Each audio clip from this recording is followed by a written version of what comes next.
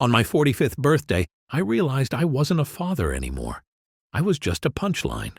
The whole family gathered around the dinner table, candles lit, cake in the center, and they sat me down at the head of the table, my seat of honor.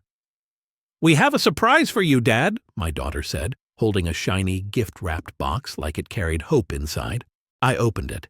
Inside was a cheap plastic trophy with bold gold lettering that read, "World's #1 Disappointment." They burst out laughing. My daughter held up her phone to film it. My wife doubled over, wheezing, "Knew it the moment I saw it. Totally you!" My son clapped like he was in the audience of a game show. And me? I laughed too. Not because it was funny, but because I'd gotten so good at pretending this didn't hurt.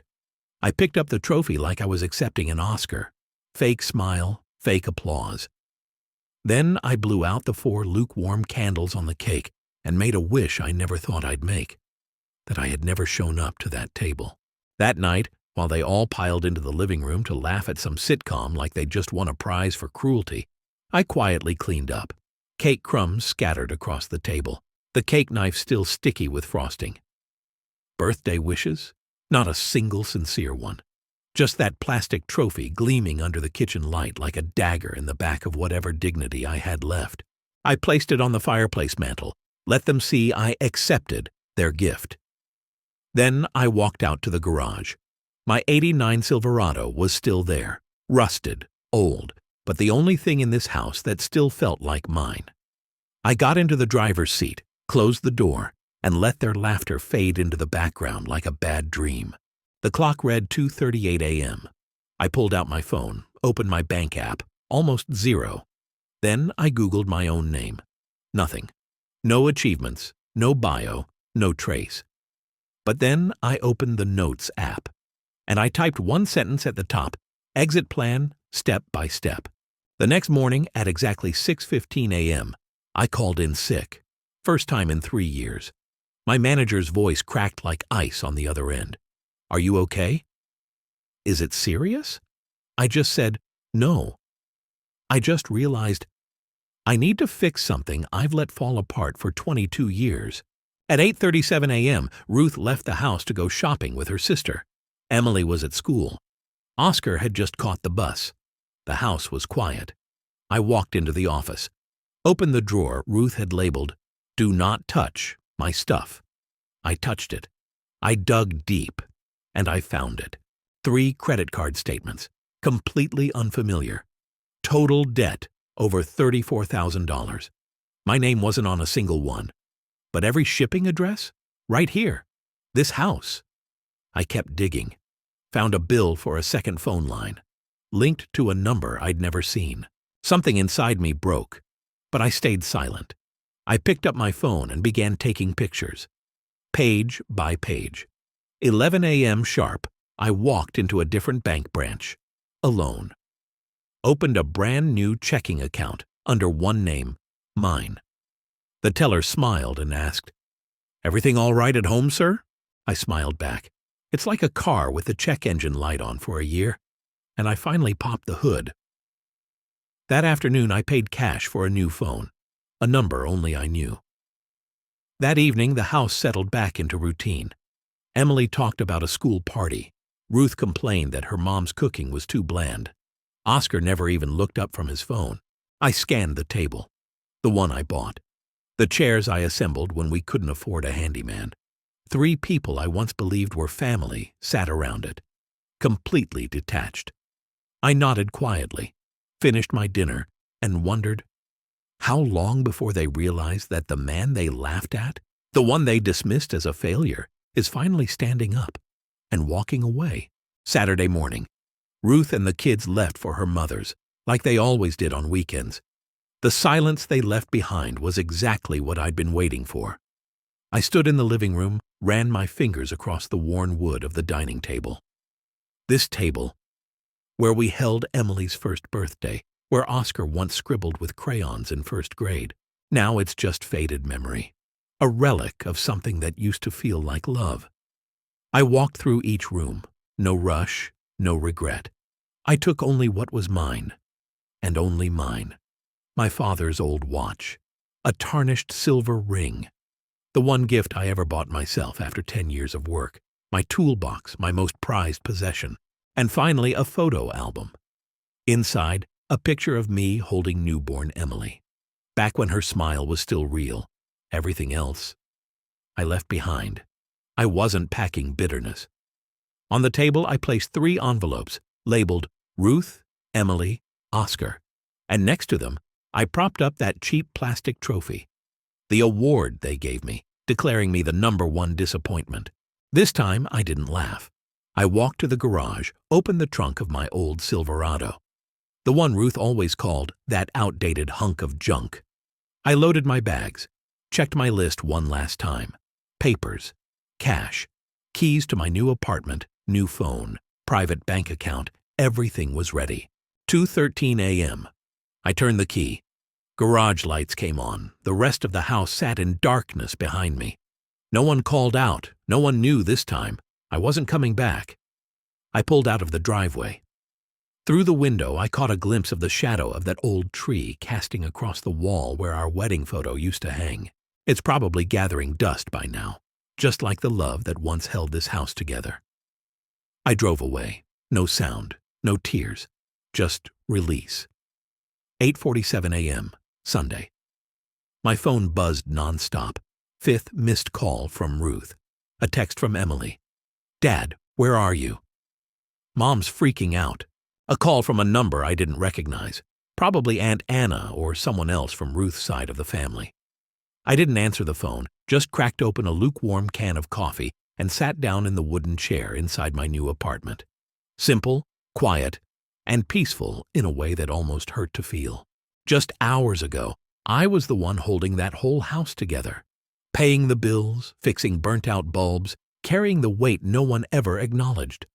But right now, I was just a man sitting alone, listening to the ticking of a clock in a room that felt exactly the size of the emptiness in my chest. 9:13 a.m. Ruth called again. I didn't pick up. A few minutes later, a message lit up the screen. Where are you? This isn't funny. Emily's crying. Oscar keeps asking and no one can answer him. Still nothing from me. 10:02 a.m. A call from Mike, a guy I used to work with. Hey, you all right? Ruth just showed up at the plant, still in her bathrobe, looking like a ghost. Started screaming in the lobby, said you ran off and took all the money. Whole place lost it. Security had to walk her out. I closed my eyes, exhaled through my nose. Ruth was putting on the biggest show of her life. And this time, I wasn't in the cast. She thought I'd come running back, head down, apologizing like I always did. But the curtain had dropped. The lead had left the stage. 11:25 a.m. Text from Emily. A photo. The 3 letters I left behind. Caption. You're seriously walking out over a joke? You're leaving us for this? I stared at the image. Oscar's envelope sat at the bottom, a little crumpled, like he'd read it over and over. I pictured his face reading the line I wrote. I'll always be your dad, and you'll always have a place to come back to, if you ever need it. 12 p.m., I turned on the TV, not to watch, just to drown out the screaming inside. Final message came at 1 p.m., from Ruth. I don't know where you are, but you ruined everything. Coward. I set the phone down, sat at my desk, checked over the hiring paperwork for my new job, set my alarm clock, wanted to make sure I got there on time. The apartment stayed silent, but inside me was a man who had walked straight out of hell, with nothing but a fragile hope for a better life. Day 15 since I left, late afternoon. It started to rain, not heavy, just soft, cool, like the world was gently warning me that something was about to change. I had just set down a bowl of instant noodles when my phone rang. The name on the screen, Oscar. I stared at it. For the first time in all these days, my son had called me. I picked up, didn't say a word, just waited. His voice broke the silence. Hesitant, quiet. Dad, can I come stay with you this weekend? I swallowed hard. Of course, son. I'll come get you. Saturday, 10:12 a.m. Oscar stood outside my apartment with a backpack, a bag of fast food, and that quiet, guarded posture I knew all too well. I opened the door. We looked at each other for a long moment. No tears, no dramatic hugs, just a slow nod and a soft sentence. "This place is kinda nice, Dad," I smiled. "Not as cool as your room back home, but I think we could fit a gaming desk in here if we tried." Oscar gave a soft laugh. It wasn't full, not yet, but it was the first real smile between us in what felt like forever. That afternoon, two men, one older, one still learning, ate cold pizza on a folding table. I told him about the '67 Mustang I was planning to restore. Oscar looked up, eyes brighter than usual. "Can I help?" he asked. I looked at him, nodded slowly. "Only if you're ready to learn how to wipe off engine grease first." That night, as I passed the living room, I saw Oscar asleep on the couch, arms wrapped around a soft pillow. But what stopped me cold, what made my chest tighten, was what lay on the table beside him. The trophy, the world's #1 disappointment trophy, the birthday gift that broke me, the one that started it all. It was cracked. One corner chipped off, held together with clear tape. Maybe Emily had smashed it. Maybe Oscar had picked it up and taped it back together. Maybe it was the apology he couldn't say out loud yet. I walked over, lifted it gently, not with anger, not with sadness, just with the hands of a father who knew his son still loved him, even if he didn't know how to show it yet. I placed the trophy on the bookshelf right between a few model cars I'd been working on. Someday, maybe it'll sit beside a new photo of me and my boy standing next to a finished Mustang. One quiet weekend morning, I had just finished fixing the cabinet hinge when my phone rang. Unknown number? I hesitated, then picked up. "Hi, Dad. It's me, Emily." A long pause. I was wondering if we could talk, only if you're okay with that." Her voice wasn't sharp like before, not cold. It shook slightly, carrying a kind of shame I hadn't expected. She hadn't reached out once in the week since I left. And honestly, I hadn't expected her to. But now, here she was, a small hand reaching across the wall we'd built. We met at a small cafe near my place. My breath felt heavier with every step. My heart pounded like a hammer in my chest. She was already there, sitting in the corner, cupping a mug of cocoa, staring out the window. Our eyes met, and for a long second, we said nothing. I sat down. She bit her lip, then finally spoke. "I was wrong, Dad. I was awful. I thought that stupid joke didn't matter. I didn't understand what you were carrying." I didn't answer right away. My face stayed still. But inside, her words were melting away a layer of frost I didn't know was still there. "I dropped out of school," she said softly. "But I went back. I realized if I kept living the way I was, I'd become someone just like Mom. And I don't want that. I'm sorry, Dad, and thank you for not giving up on me." My throat tightened. My eyes stung. She reached out. I took her hand, squeezed it gently.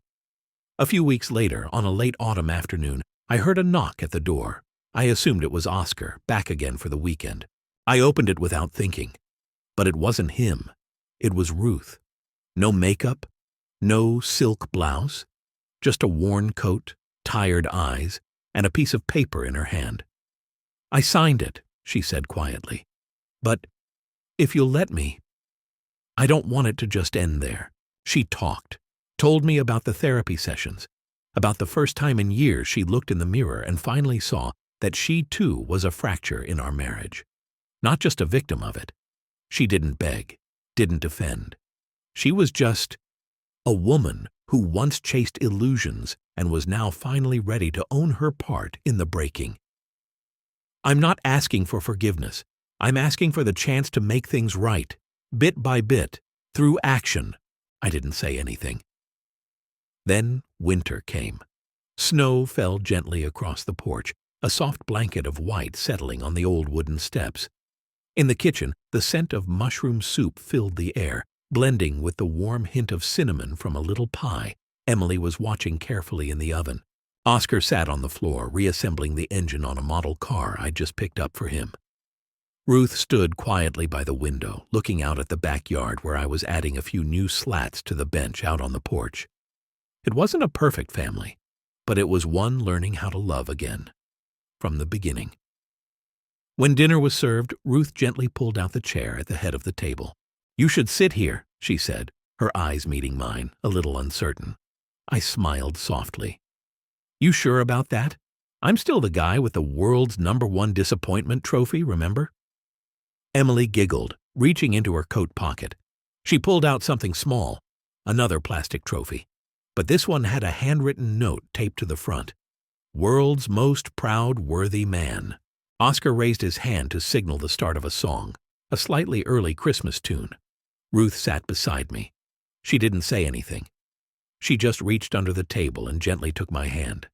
I looked around, and for the first time in a long time, I didn't feel empty. Not because the scars were gone, but because we were all here. Because we had chosen to stay through the hard parts and piece together the things we once thought were too broken to fix. The lamp above us cast a soft golden glow across my face. The lines were still there, but they didn't feel so heavy anymore, because now I knew. I was no longer a disappointment. I was a father, a husband, a man who had found the courage to stand back up and the grace to open his heart again. Outside, the snow was falling heavier, but inside that kitchen, laughter had returned, and the fire was burning again. Not just in the hearth, but in the quiet warmth of understanding, forgiveness, and love. If this story left you sitting in silence for those last few seconds, then maybe, just maybe, it touched something real inside you. Leave a comment, even just a single line, so I know you're still here, still listening. And if you believe stories like this deserve to be told, support the channel by hitting subscribe. Because somewhere out there, someone might need to hear this exact story to find the courage to keep going. Thank you for listening.